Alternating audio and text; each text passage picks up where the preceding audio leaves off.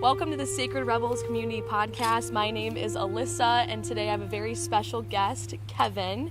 He has been a friend of mine for a number of years, and today I really want him to dive into what Kambo is, what plant medicines are, and how it has changed not only his life, but the people around him, the people that he's met globally and here locally as well. So, without further ado, Kevin, thank you so much for joining me today. It is a pleasure. Can you tell us just a little bit more about your spiritual journey and how you became specifically interested in healing medicines like Kambo? Yeah, absolutely. Well, first off, Alyssa, thank you for having me on. It is an honor to share my love, demonstrate my knowledge and experience on these beautiful, powerful plant allies. So what really brought me to these medicines was my own suffering, and I do believe suffering's grace in a way, and I believe suffering can be an amazing tool and vehicle for transformation and growth.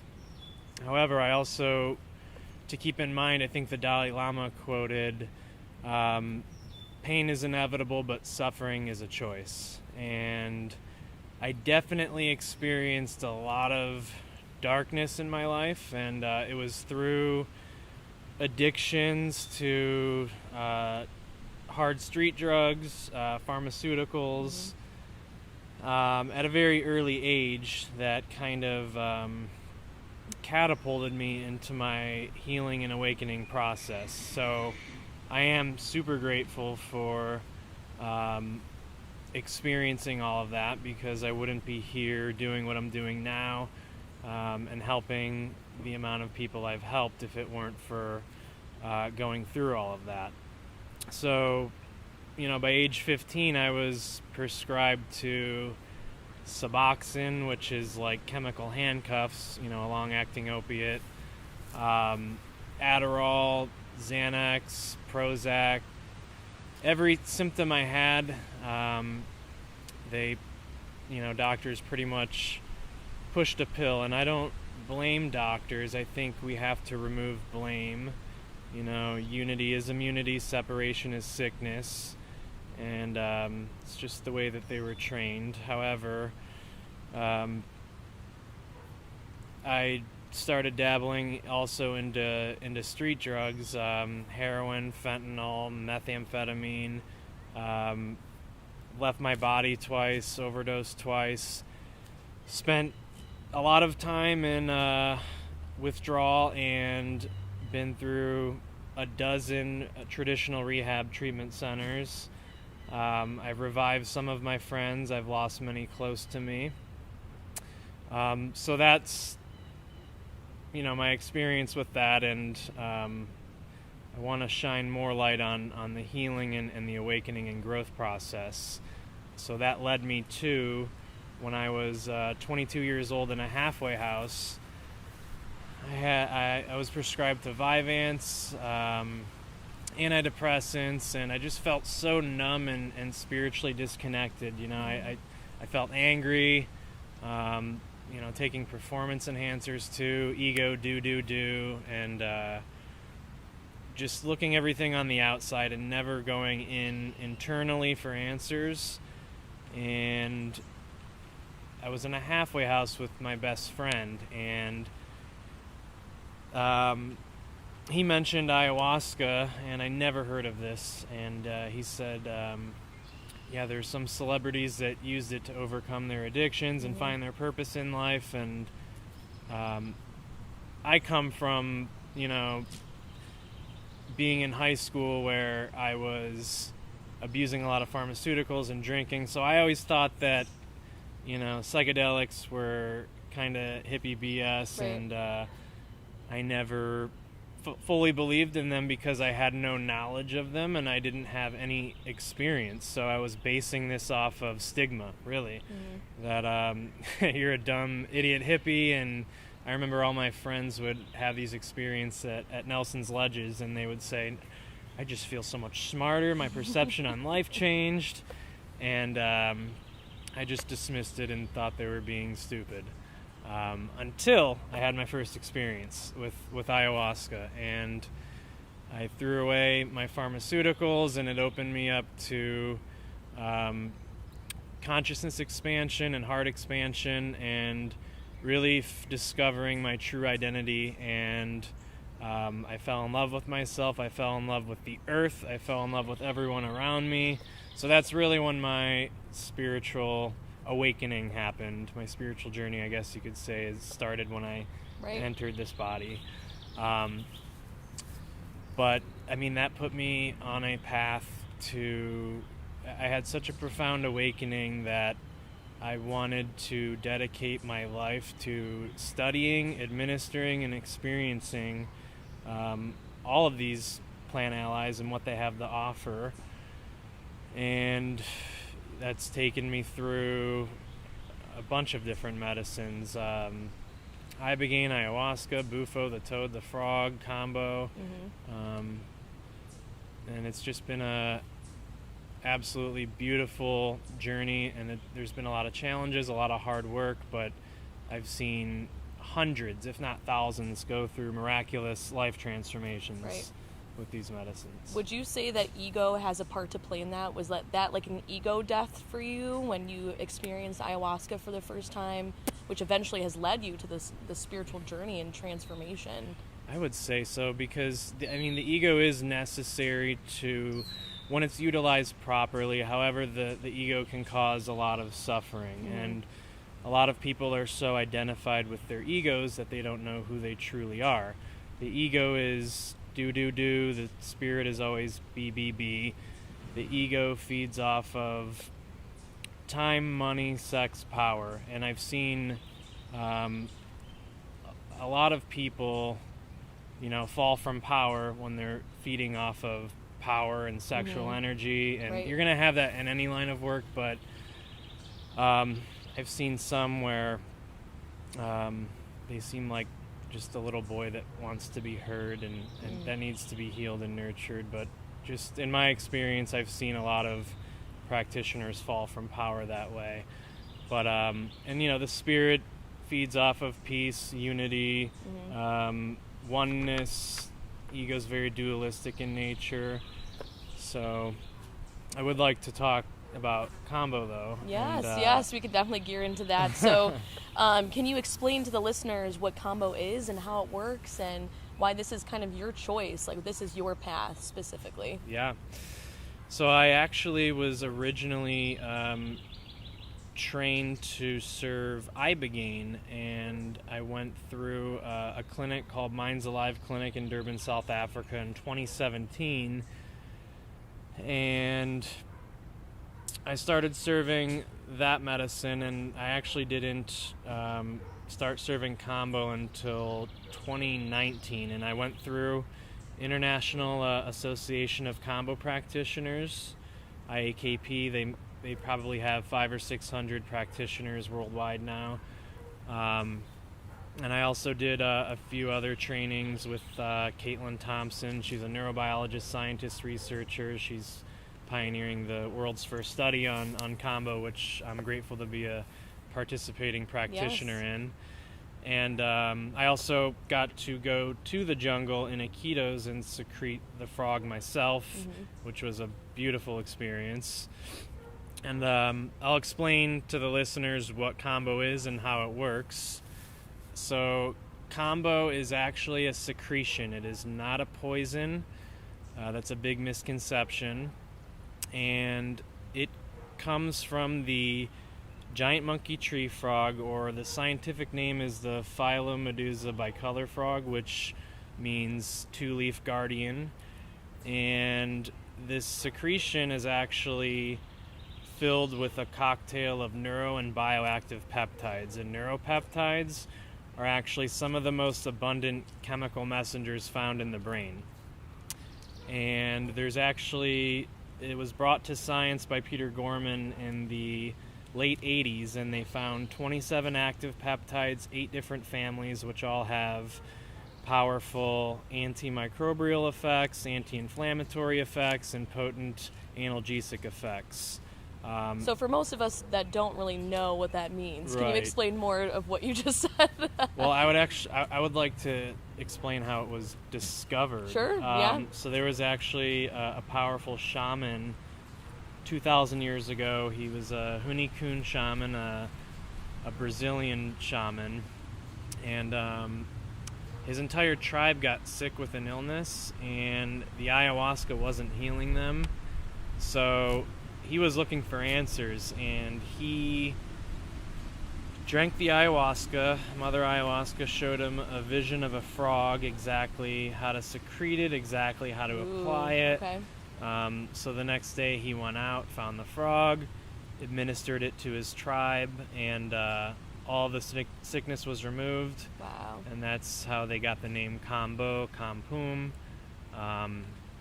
So yeah, it's just fascinating to me, and I love working with Kambo because it's legal everywhere, and it's not a psychedelic, which Right. removes a lot of stigma. So yeah, I mean, I've probably served close to 500 clients by Yeah. now over the last 4 or 5 years, and it continues to amaze me. And actually, a couple interesting facts on Kambo: the same guy that discovered serotonin, which is the neurotransmitter responsible for mood and pleasure, Vittorio Erspemer, I believe that's how you pronounce his name. He was actually working on the Kambo peptides in the 90s when they were brought to science. Oh, wow. And Silicon Valley, a lot of people are utilizing Kambo to actually boost their cognitive performance. I was going to bring up the modeling industry too, and how that's been a hidden gem for a lot of models using it. It helps them with that glow, the glowing effect, anti-inflammatory. Yeah, it amazes me how many different benefits there are and how it works differently for everyone. And it's different every time you work with Kambo. And I like to give the analogy of don't forget your inner workouts. It's a lot like it's a lot like if you play sports, you know, you go through conditioning, you go through 2-a-days, something you don't really want to do, but you're growing stronger. These are tools to help condition the mind, the body, and the spirit, so you can get better at life. And you know, conditioning for football, you get better at the game, and the game is life. So you've met, I mean, hundreds of people around the world. So who has really impacted you on this journey, specifically with Kambo? Specifically with Kambo, definitely Caitlin Thompson. She's pioneering the world's first scientific study on psycho-emotional outcomes of Kambo-naive participants. So that means we're focusing the study on people who have never received Kambo before.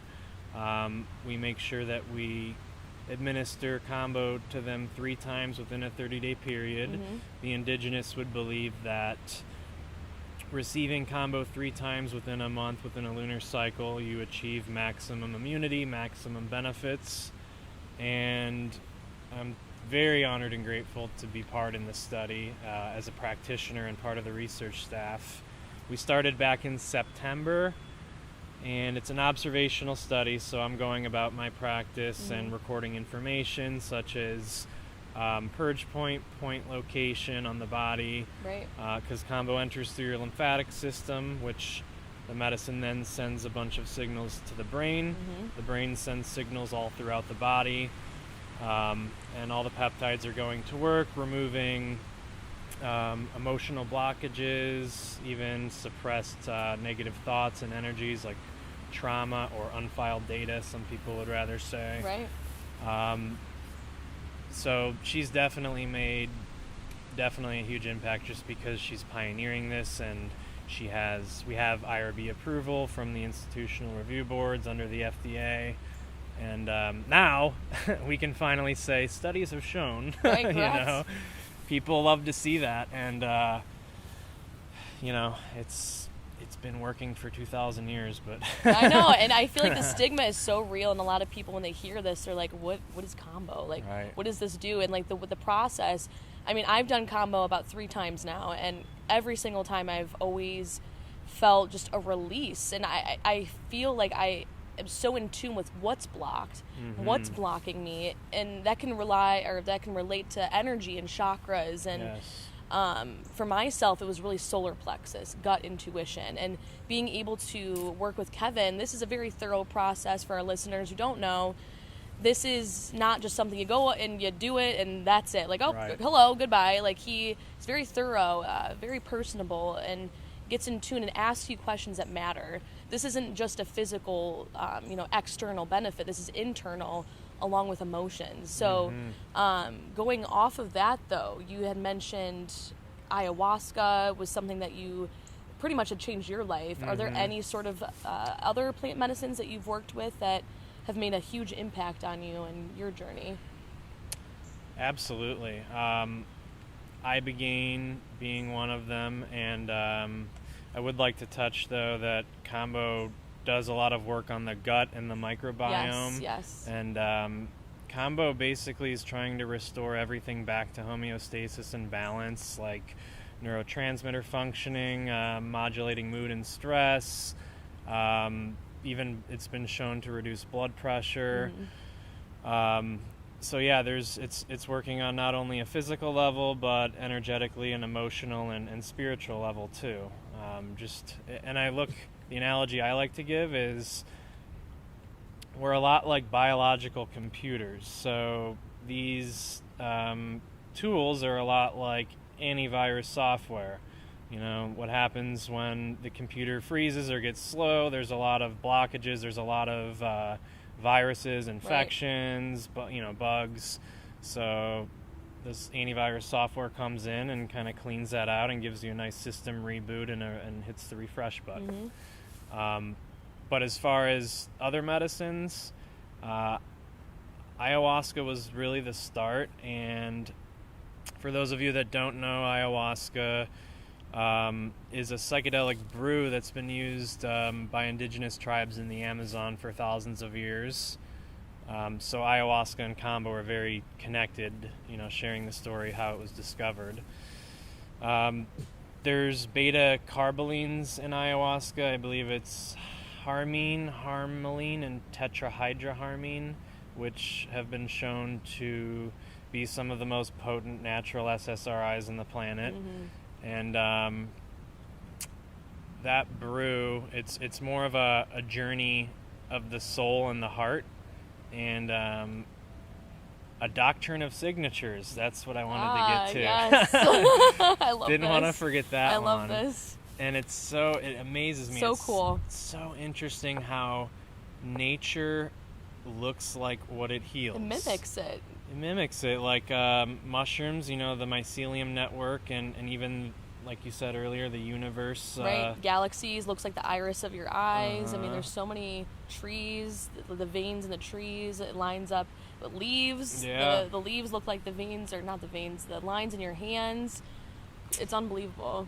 Yeah, just the neural pathways, the neurons in your brain, and also when you cut open the vine, the Banisteriopsis caapi vine of ayahuasca that you mix with the chacruna leaves that contain the DMT, the vine, when you cut it open, looks like hearts in a spiral. And shamans say that ayahuasca is journeying of the soul, and the heart is actually the entrance and exit point of the soul. Iboga, shamans say, is journeying of the mind. It's a waking dream state. The experience is a lot like subconscious thoughts and memories being flooded into your waking state, into your conscious mind. And iboga is actually from a frog as well, right? No, so iboga is the root that grows in Central Africa, and there's 13 alkaloids in iboga. The chief alkaloid's ibogaine, the psychoactive alkaloid. But when you look at the seeds of iboga, they look exactly like a brain. Interesting. Okay. There's even, I never knew that. There's even plants in the jungle for erectile dysfunction that are shaped like big cucumbers. I've seen that, and I've seen like I think certain onions or something looks like fallopian tubes, and apparently that relates into healing with that. Kidney beans look like little kidneys, and beans are good for your kidneys. Yeah. And I think the carrots too. That it has a relationship with eyes too, and how that's good for you. So. Yes, my girlfriend Alicia learned that, and she studied natural medicine in Oregon, and she learned that, you know, different energy centers all have different colors, like the root. Oh, so cute. Freddie was creeping up on us. Oh, Freddie. So like the different colors like would go with red fruits and stuff, like strawberries, and then like you said, orange for carrots. It's just fascinating to me. And ibogaine was actually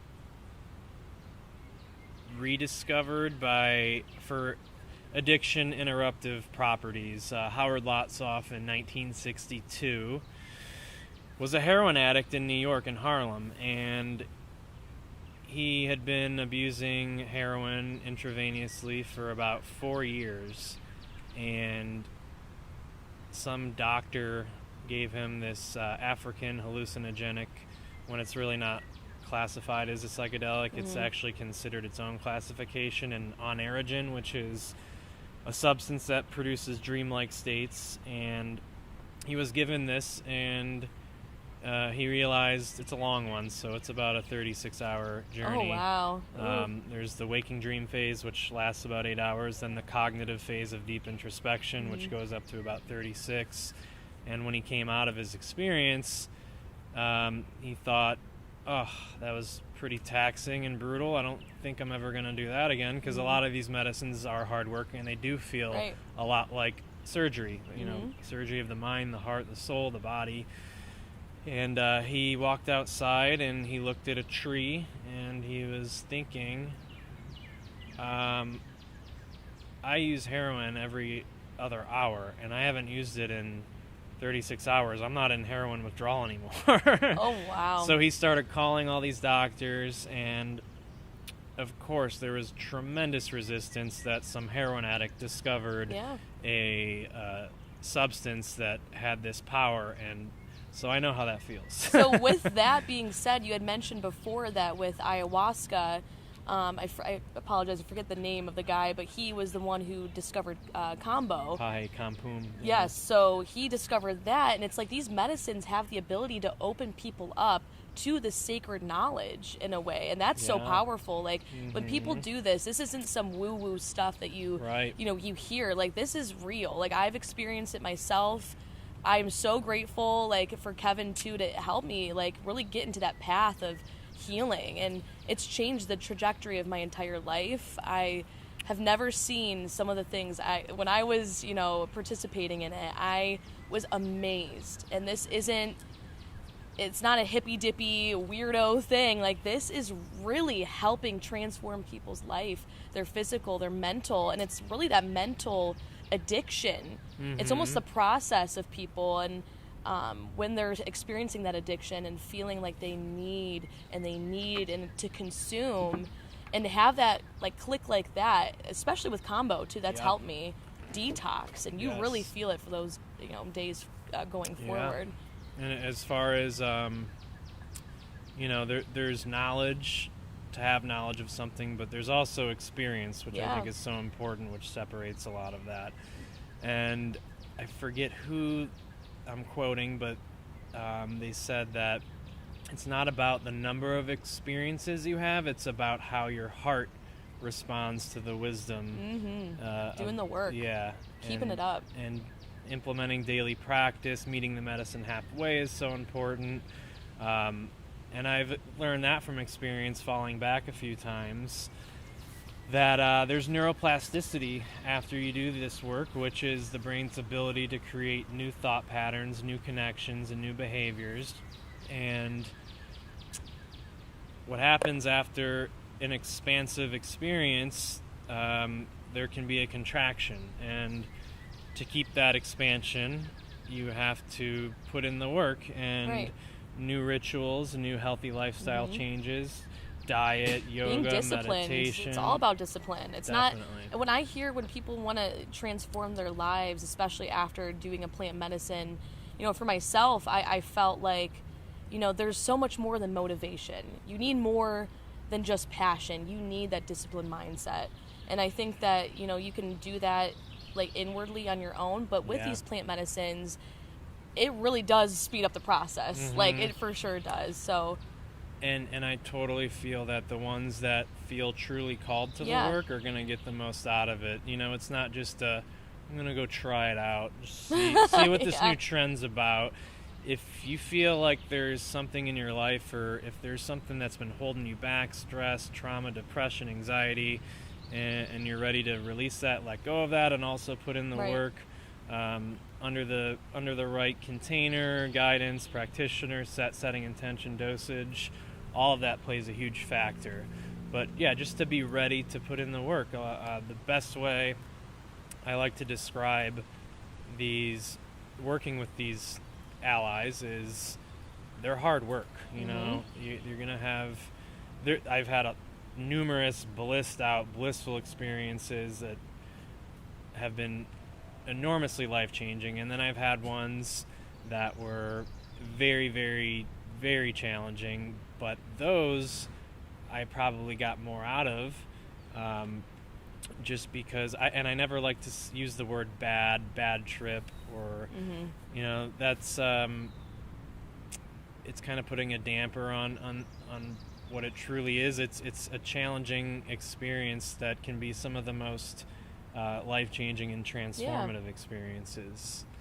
And thinking more about Africa and Howard Lotsof, we actually went to the Ibogaine World Conference in Vienna in 2017, and I got trained under Dr. Anwar Jua, and I've been blessed to be trained and have guidance from very spiritually advanced doctors and just like people that I really look up to. Dr. Anwar Jua, he's a founding father of GITA, which is Global Ibogaine Therapy Alliance. He made a promise to Howard Lotsof in 2010, before Howard Lotsof left his body, that he was going to flood the market with Ibogaine, which he's definitely succeeded in. There's clinics popping up all over the place, Canada, Mexico, underground stuff too. So we actually learned at that clinic, and then we went to the conference, and we went out to dinner after that conference, and Norma Lotsof, Howard Lotsof's wife, was there. Oh, wow. And she actually gave me a kiss on the cheek when we were at dinner. You're so special. I felt very honored by that, for sure.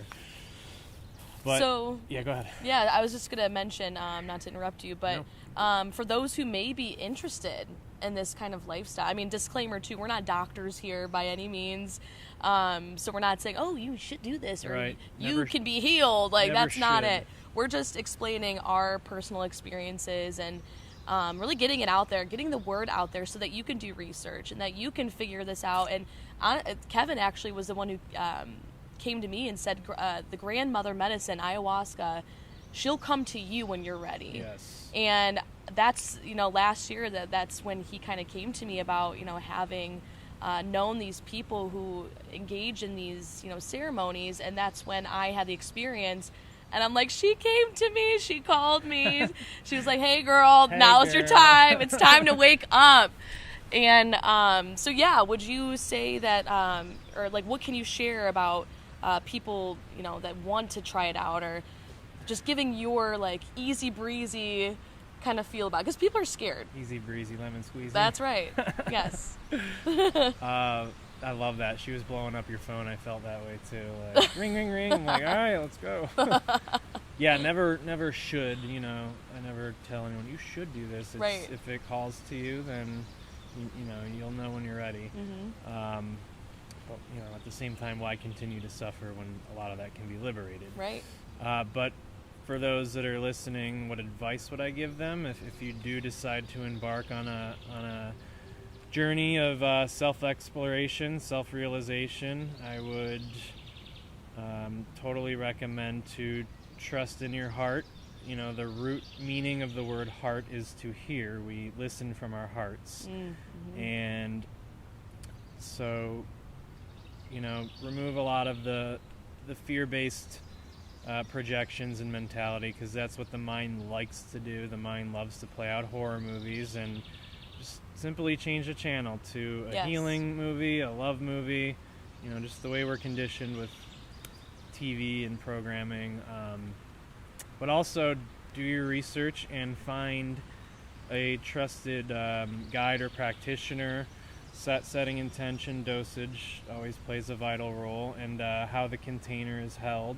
Yeah. And meeting it halfway, prepping with diet and meditation, and also following up with it afterwards has been huge. And a great analogy too, I think it was Sadhguru, I don't follow him much, but I heard him say this.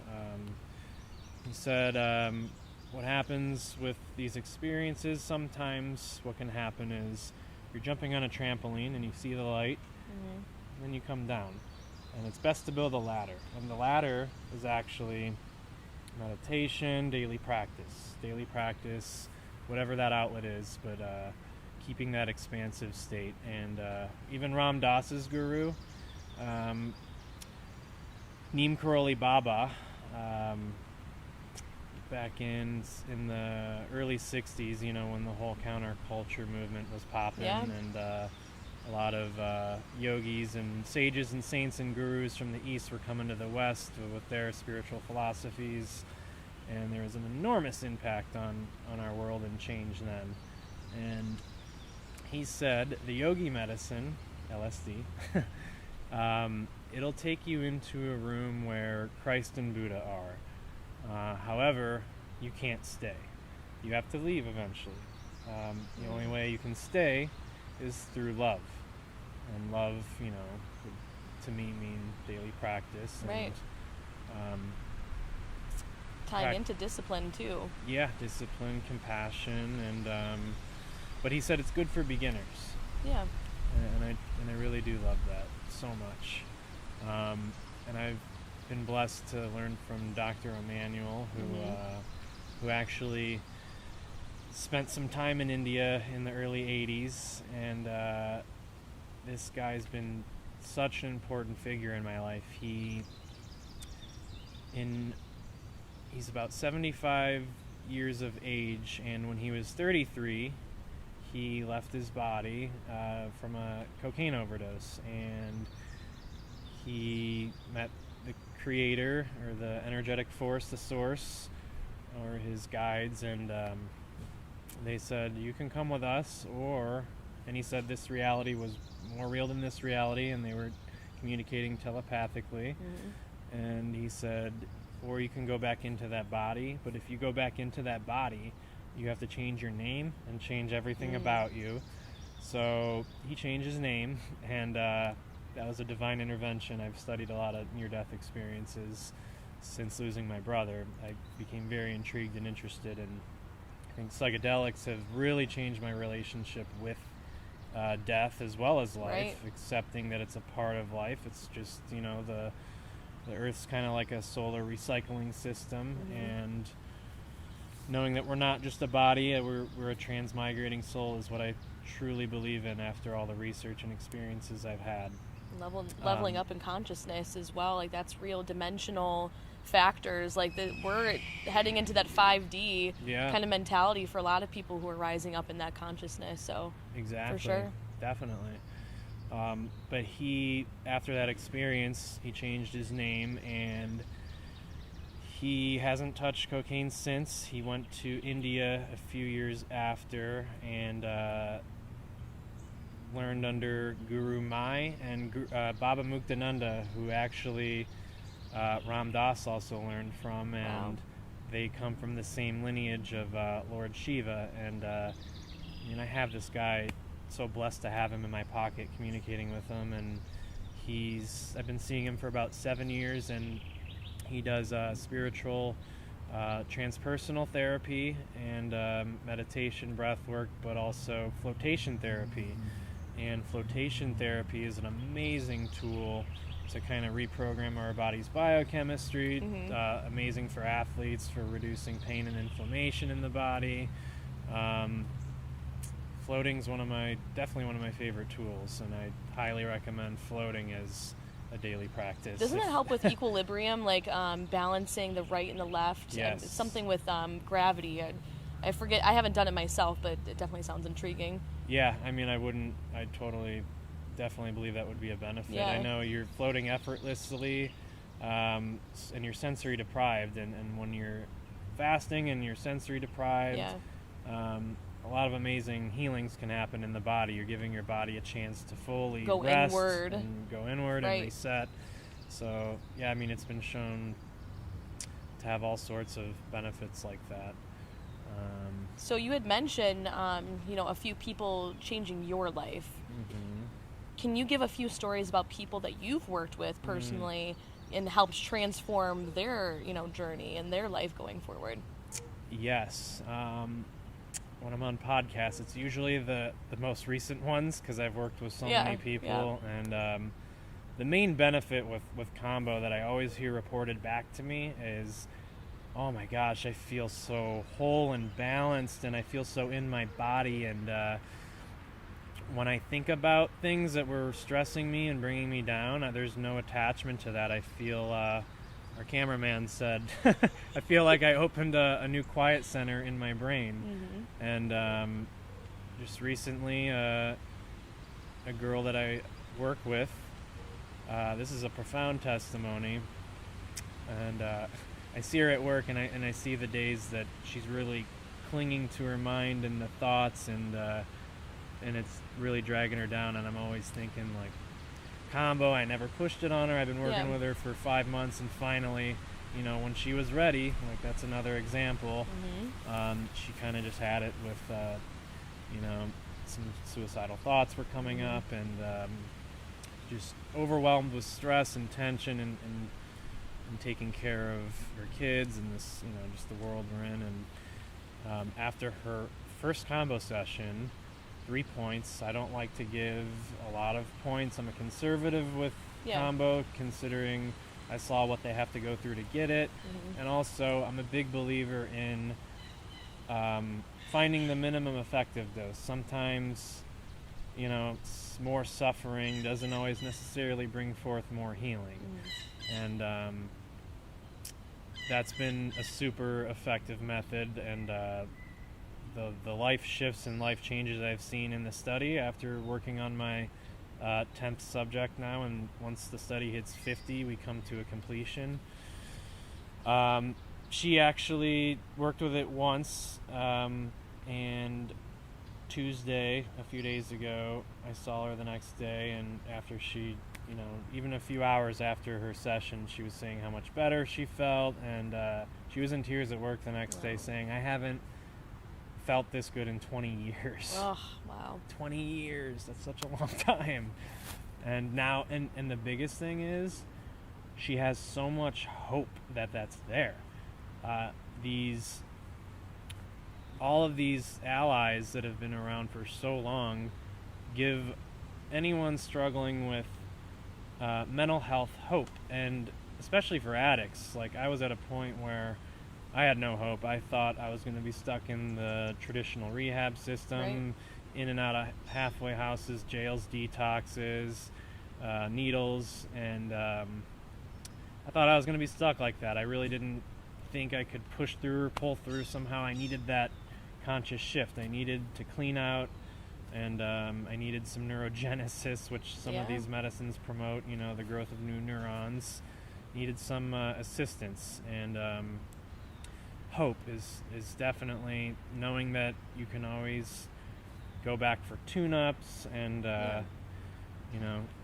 panema is what it's called that we pick up. Shamans view that as dense, I don't want to say dark, I guess, but dense energy that can kind of manifest in the body as anxiety, depression, suicidal thoughts, negative thoughts, addiction.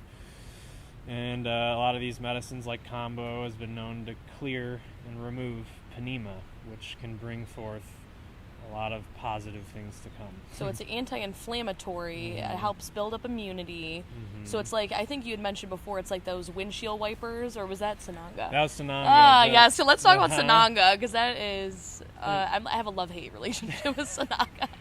Kambo, I mean, I love Kambo so much, and just going into it, I'm like, here we go again. All right, let's Gotta go. do it, though. We Inner gotta try it workout. once. Inflammation, though, has actually been shown to be a huge contributing factor to anxiety and depression. And, changing your diet and working with Kambo helps remove a lot of those toxins out of your body and reduces a ton of inflammation. It's has very potent pain-relieving analgesic effects as well. So I've worked with a lot of people with Lyme and autoimmune-related conditions. But as far as the Sanangis, you want to go into Sanangi.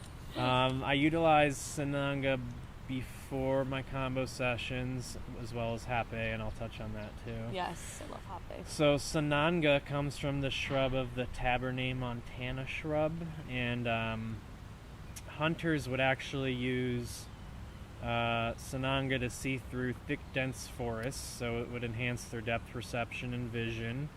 It's been shown to treat ocular issues such as cataracts, glaucoma, nearsightedness, farsightedness, and it can also help remove some panema, some dark energies, because it helps reset the energetic field.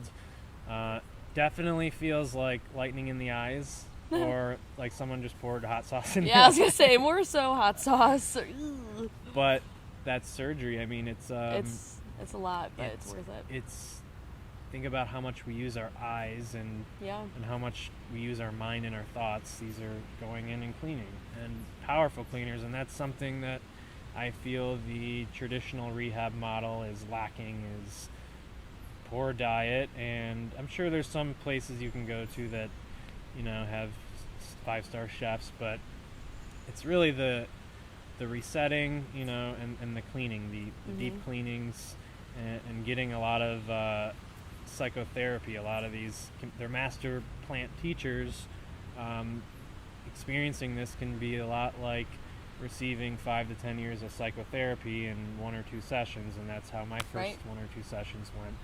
And everyone's different. Some people, like with ayahuasca, have fallen asleep for the first time. Keep trailing off. So Sananga. I'm the same way. So much to say. Yeah, there is. Like, keep going. But Sananga I utilize before the Kambo. I feel like, along with some breath work and some mantras, I feel like Kambo can.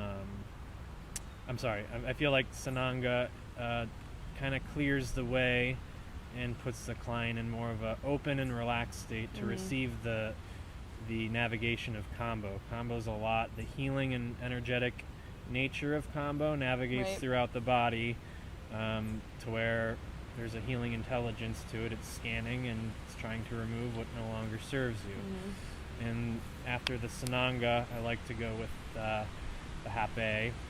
Sometimes I'll do the lymphatic drainage machine that my beautiful girlfriend blessed me with. Yes. It's a nice collaboration we have. She's a Reiki master, and she's been doing a lot of profound Reiki healings here in the barn after the sessions.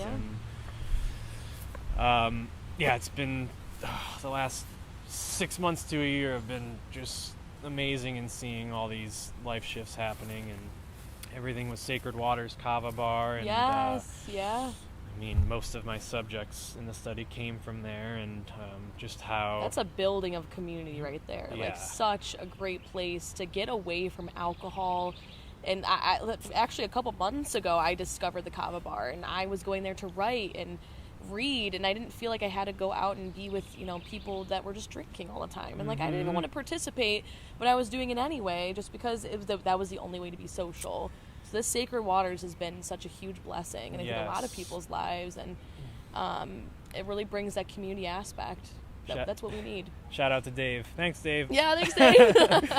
And Anthony and Mary with the breath work, of course. And Positive Pineapple, look them up. Definitely. Yeah. But yeah, kava, I mean, that's another one that's been used by the indigenous for thousands of years, and there's kava lactones in kava, which work on serotonin, dopamine, GABA mainly, which is the same which anti-anxiety medications work on. So by doing ceremonies like healing ceremonies and Kambo rituals, and by going to kava, and there's a social glue that's formed. There's a bond that's formed. Right. People getting vulnerable and not poisoning themselves. And when people go to kava, they don't... I've been working there 6 months. I haven't heard one argument. I haven't seen one fight. Dave hasn't had anything stolen from him. And he has a liquor license, and he chooses not to serve liquor. I mean, I think that shows his heart in his healing and how he wants people to heal. And that place, though, I've seen, and I put it on my vision board on New Year's, and I'm this vision board thing. Definitely a believer of that. I love vision boards. So I've been working there 6 months, and I've seen a lot of 21-year-olds have birthday parties there, which I love to see. Yeah. Nobody's going home drunk. Everyone nobody's feeling hungover the next day. Nobody's getting DUIs. I've heard so many people saying, this place has changed my life. It's healed my relationship. I didn't know where to go besides the rooms of AA, and you know, this has more of an empowering belief and mindset, and just numerous testimonies I hear from that place too. And it's definitely such a gift to have that in Ohio now. That's the first Kava Lounge in Ohio. And I met Alicia through there. I met my girlfriend through there, and so many people for Kambo. And I think that shows that we need to dissolve the old paradigm and of, you know, having to get messed up in order to socialize or have fun. And we have so much fun there. We have open mic night on Thursday or Tuesdays open mic night. Dana and I sang Boats and Hoes from Step Brothers, and then we did Stu's song from The Hangover. Professional beatboxer goes up there, this amazing guitarist that plays a lot like Hendrix. He can play behind his back. What? And there's all this cool psychedelic memorabilia. There's a huge mural of Bob Marley, Janis Joplin, Jimi Hendrix. Feels a lot like big comfy couches. You just relax with your drinks and meet people. They have board games there. Foosball. Free damn foosball. Foosball. Foosball. Free pool, and that makes a lot of people happy. Free pool. Dartboards, and like you said, foosball. Foosball. So yeah, I mean, where's this located? This is in North Olmsted, and that's where I work part-time, because Dave and I click because I truly believe in building this community here, and that was my intention moving back home and going to the jungle and learning all this and experiencing all this, and just being in South Florida and going out to California and spending time in New York. I saw the big communities that were there, and I felt like that needed to be more expanded here, and I'm seeing that this past year. It's been huge. And I want to touch on alcohol and what the words mean. I was just going to say that. I was literally just thinking that. Which is a neurotoxin, and spirit. Promotes a lot of inflammation too. And the word alcohol literally translates from an Arabic term, alcohol, which means body-eating spirit. Right. And if you look at the word psychedelic, psyche, mind, or soul, delos, to reveal, so it's mind manifesting, reveals truths of the mind.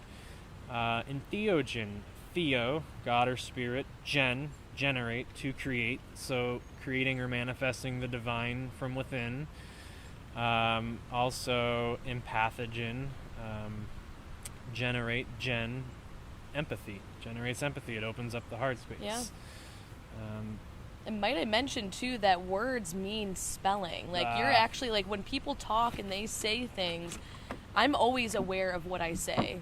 And in my first episode of Sacred Rebels, I kind of went over, like, that surrenderism of, you know, watching what you say, because they will manifest into something. And all these words, they have meaning behind it, and it all connects, and it's so beautiful how we can relate plants to enhancement of the mind and like consuming that and really just enlightening yourself. And I mean, honestly, to go into the next question that I have for you is, where do you think the future is going with plant medicine, going forward, like especially in Western society? Yes. And so I'll throw that disclaimer too, is I am not a licensed medical professional or doctor. However, I've learned from, like I said, a lot of spiritually advanced doctors that have gone down this plant medicine route. And I think the paradigm and model needs to be dissolved and shifted. We need to remove sensationalized stigma of these allies, and which aren't, the stigma's not really based on much research or experience. And I think we need to gear ourselves towards educational understanding, and that's what's happening now in the third wave. The first wave of psychedelics were their indigenous use. Second wave was a counterculture. Amazing healings happening with Harvard and Timothy Leary and Ram Dass doing studies on psilocybin and LSD. 60%, 70% of college students didn't return to active alcoholism. Their lives got dramatically better after their experience.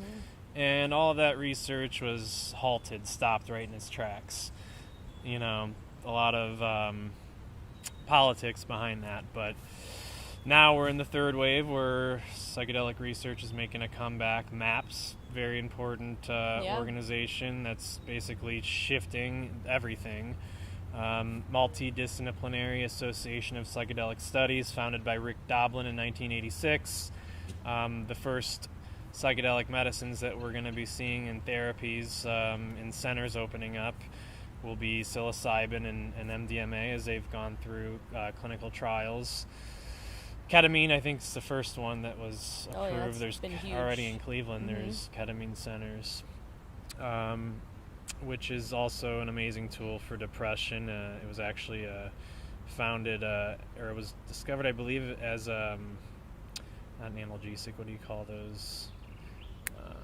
Anesthetic. It was, it was utilized as an anesthetic long ago. Now it's kind of making a comeback for depression. But I think the paradigm needs to shift in treating symptoms with pills. There's some medications that are necessary. Sure. The medical interventions definitely necessary, surgeries. But I fully believe that, experiencing this myself, being on so many numbers and pharmaceuticals, feeling so lost and disconnected and flat, not feeling emotion. These medicines we're talking about, the plant allies have been around for thousands of years. Pharmaceuticals only 60 to 100, but I mean, if you really follow the money, then you'll figure out a lot and you'll find some answers. But to stop treating every symptom with numbing and suppressing with pills, masking it, I really feel like that needs to be dissolved, because we're in a now new time where all of these psychedelic therapies are coming back, and there's evidence. Even if you just look online, there's thousands of healing testimonies online. Right. So that's my dream, and also I want to throw in, belief is so powerful too. Don't believe in the prognosis, is what Deepak Chopra would say. I remember hearing him say that in a documentary. A great example I will give is my close friend Gisela, who I met on the beach in Mexico, experiencing the toad medicine. She had stage 4 cancer. The doctors were pushing chemotherapy on her. She refused chemotherapy, and the doctors gave her less than a 1% chance of living. Wow. Now, immediately, that would send most people into a fight or flight state, fear of death, which the death, I feel like that's another one that needs to shift, our perception on death. So that would send signals all throughout the body and not allowing your body to heal itself in a sympathetic state. And she was a meditator, so she knew about plant medicine, and she healed some of her trauma behind, maybe how that was manifesting in her body Right. with ayahuasca. And she changed her diet, and she told me that, sugars feed cancer cells. Inflammatory for sure. Yeah, and they're in hospitals, they're giving you a lot of junk food. She healed herself from stage 4 cancer through changing her diet, meditation, plant medicine, and she's right now, I see her on Facebook all the time. She's leading huge gatherings and circles of sound healing and meditations, and if that's not a sign in itself of like her having that second chance and being able to touch so many people's lives, and that's why I see like some people really changing like a flip-flop of their life, and they end up doing these just enormously extraordinary big events, or like holding the space for people. And that's the true calling, is when the grandmother medicine comes to you. It's for a reason. It's not, and that's where spiritual ties come into play too. Like, people need to understand that this isn't just some like psychedelic stuff. Like, there is spiritual energy behind it all. And we're all divinely chosen for a place in this life, and that's so amazing to hear her story, like just completely changing. And there's evidence, there's studies, and testimonies are what really I looked at before I did ayahuasca. I'm like researching it, and I'm seeing everyone in tears in YouTube testimonials saying how it changed their lives, and I'm like, all right, what are these actors? They're not just saying this. Like, so my second thought was, I'm going to find out and experience this for myself. So I immediately found a church about 2 hours away and had a miraculous, life-changing experience. And the way I met Alicia, too, I mean, we have over 40 spiritual synchronicities, and she's acting almost as a medium through my brother Mick. And I feel closer to him now than I ever have before. And the way we met, she actually met my mom through a cold plunge with the positive pineapple. Oh, no way. And, everyone was talking about Kevin. He does these tribal medicine healings, and that's another thing. I don't call myself a shaman or a healer. I fully believe that everyone is their own healer. I'm just a guide. I facilitate, and I'm a Kambo practitioner. I provide the space for the client to heal themselves. Right. But she was faced with chemotherapy. She actually has multiple sclerosis, an autoimmune related condition, and she tried these Ocrevus infusions back in October. They weren't working, and they put her on 5 or 6 different pharmaceuticals, and she was in tears every night about all of the stuff she was facing. And we met, and we hit it off, and she's done Kambo 5 times now. She doesn't take any of her medications. All of her scores dramatically improved. Her emotional health, her physical health, her mental health, all dramatically improved. I think the scores were like 1 or 2 out of... Like medical exams? Yeah, like 1 or 2 out of 29, like not even really existent. And the doctors were asking her, well, what did you do? Like, how is your life getting so much better? And she said, I changed my diet, and I started working with Kambo. And they had to look it up on their computer. They didn't have no knowledge about it. They don't teach this in medical school. I know, the goats. And they said, well, the infusions were like an $80,000 treatment too. And they said, well, you do have a medical background, so you do have freedom of choice too, so you don't have to do chemotherapy. And she's like, great, I'm not. And her lesions in her brain that were active and enhancing, she has no new active lesions, and the ones that were enhancing stopped progressing. Viva Kambo, right? What a testimony, and what a perfect match. Yeah. So how can we find Alicia? I mean, she does the Reiki healing here at the barn. Is there an Instagram or anything that you would want to share, or you don't have to? But yes, I definitely would love to plug her in.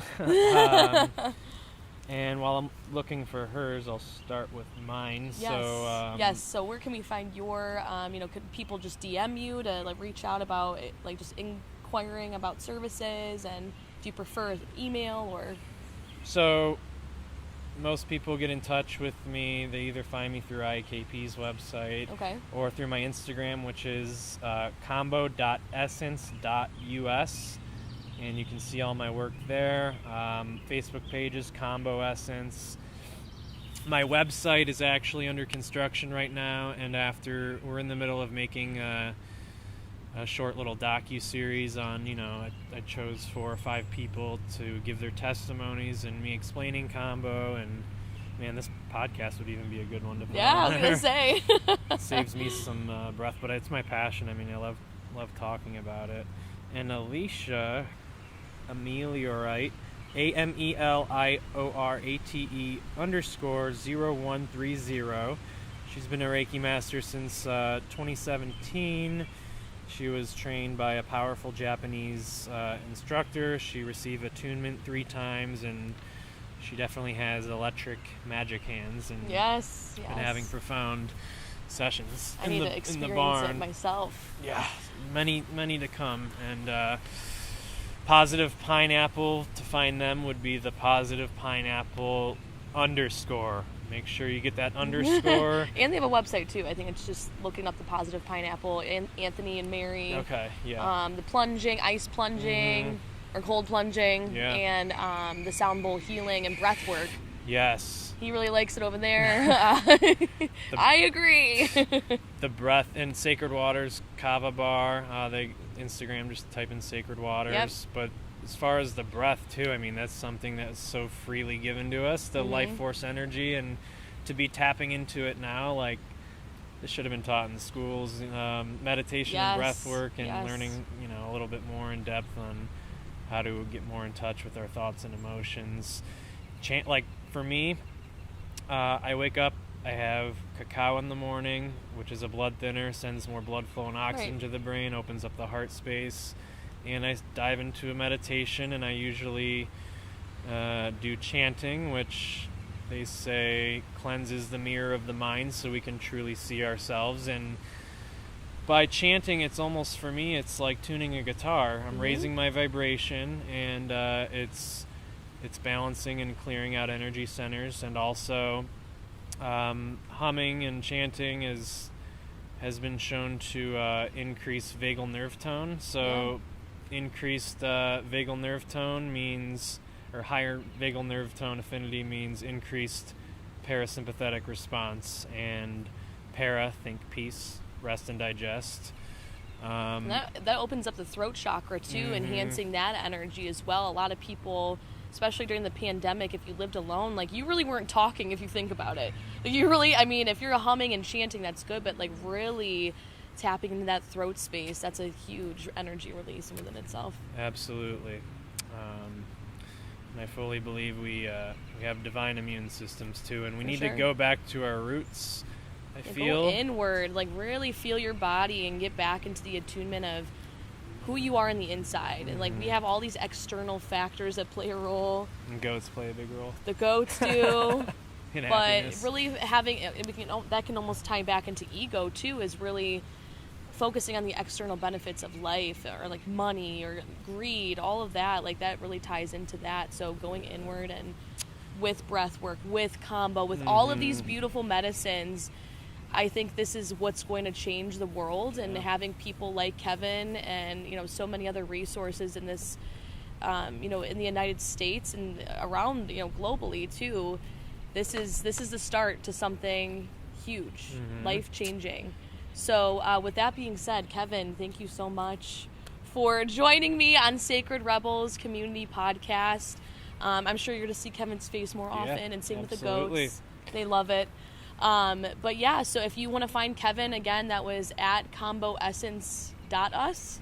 Yeah, at kambo.essence.us. There you go. Correct. Perfect. And then if you wanted to follow, and that's on Instagram, and then I also have my Instagram page at Sacred Rebels Community. I do yoga, also do energy work. Just published a book called Beautifully Damned by Jane Wolfe, my pen name. which Wonderful book, by which the I way. reside with fully, Yeah. and thank you. That took me a couple years to write, so we're all on this healing journey Yes. together. I've known Kevin since high school, and let me tell you, 10 plus years ago, this is not the same person that I don't first met, but in the wouldn't best way. be using this language at all. Right. There'd probably be lots of profanity and Right. not making any sense at all. And remember, too, when we look outside, we dream. When we look inside, we awaken. And I your like that. book is very powerful. If you ever get a chance to read it, it's definitely mind expanding. Yes. Yeah, leveling up in that consciousness. It's not just about, consciousness or plant medicines like this. It's really diving deep into your traumas and thinking about what you haven't really healed yet. I mean, a lot of us, we haven't been able to have a platform where we can talk about what is really going on.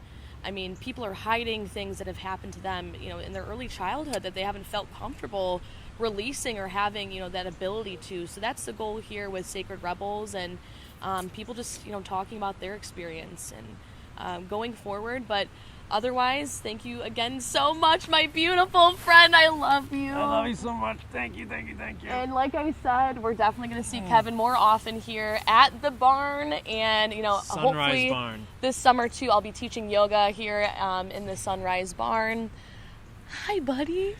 And Cindy will be here to give you all hugs and kisses. Yes, And yes. The goats, the mini horse, Twinkie, Pedro. It is Yeah. so beautiful here. But again, thank you so much. And remember to follow us both on Instagram. Like, subscribe, comment, give me some feedback. I love to hear from you. And if you're ever interested in joining me on a podcast, let me know. You can DM me on Instagram, or if you have my phone number or email, you can contact me that way.